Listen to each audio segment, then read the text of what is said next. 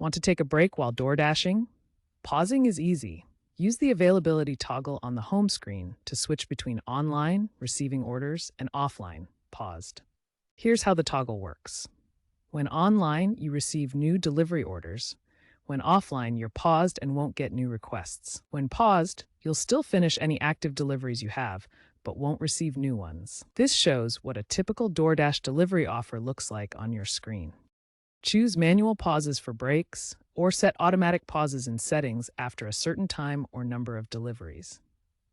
Remember, finish active orders before pausing to avoid penalties. Pauses impact hourly rates, but help you avoid burnout and maintain quality. Pausing offers Dashers autonomy, similar to other gig platforms. Smart pausing with predictive analytics helps maximize earnings without overwork. DoorDash encourages balanced pausing to maintain account health. However, excessive pauses can result in account restrictions that limit your ability to work. In 2025, 65% of Dashers paused at least once per week, with an average duration of 45 minutes. While earnings may temporarily decrease during pauses, this approach improves long-term sustainability and well-being. Experts highlight pausing's role in mental health, reducing turnover by 20%.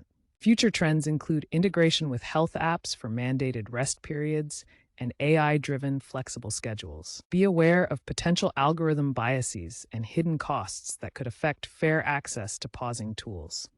These features are essential for mental health in gig work and promote better work-life balance.